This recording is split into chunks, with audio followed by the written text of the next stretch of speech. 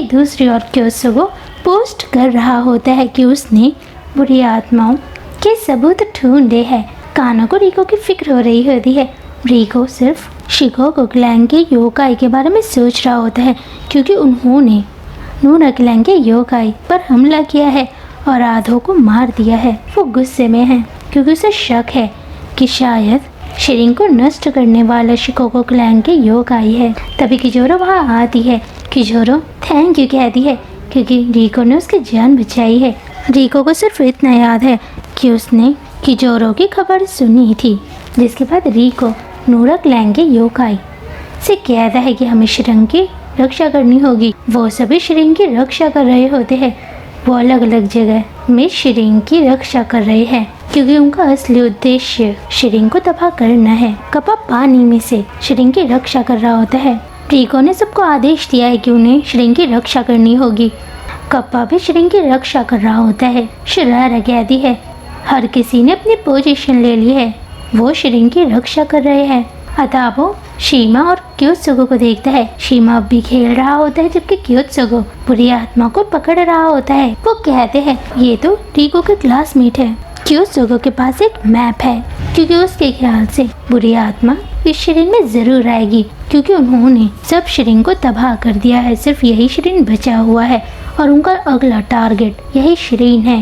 वही दूसरी ओर शिरारा रिको से कहती है कि अताबो ने मुझसे कहा कि शीमा और क्योत्सुगो एक शिरिंग के अंदर है।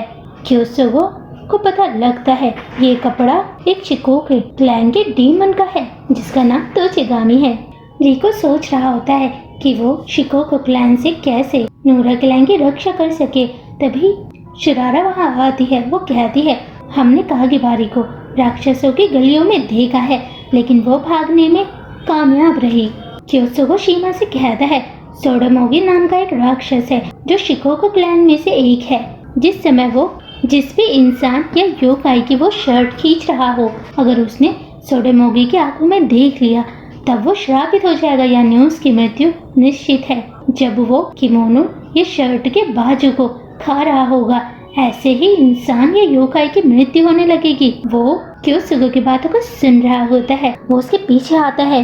वो उसे बुला रहा होता है। तब वो कहता है शीमा को हुआ क्या है। क्योत्सुगो कहता है शीमा मुझे परेशान मत करो क्योंकि मैं इस समय एक पोस्ट लिख रहा हूँ। शीमा कहता है तुम पीछे मत पलटना। वो उसे परेशान कर रहा होता है ताकि क्योत्सुगो उसकी आंखों में देखे। शीमा के पास इस समय सिर्फ फुटबॉल है अपने दोस्त की जान बचाने के लिए। वो सोचने लगता है कि जापान का नंबर 1 प्लेयर वही बनेगा।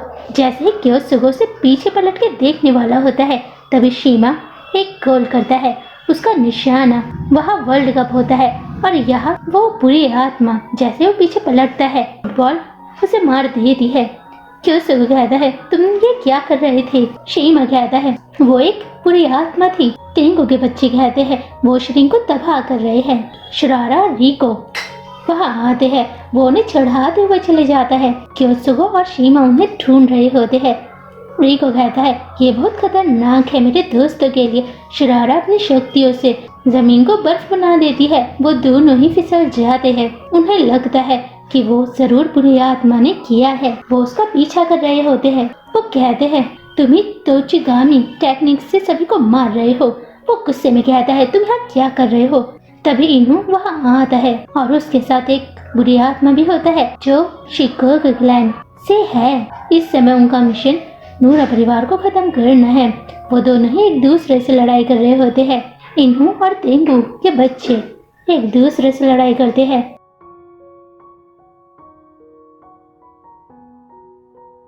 तभी एक लड़की बाहर देखती है। उसका कुत्ता भौंक रहा होता है।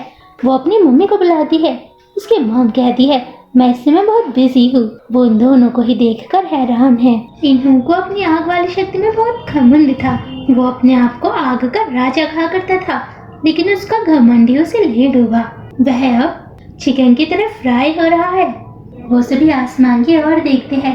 इन्हू अब मर चुका है। वो कहता है ये बेकार है लेकिन हमें अगली बार जरूर मौका मिलेगा। वो भाग जाता है।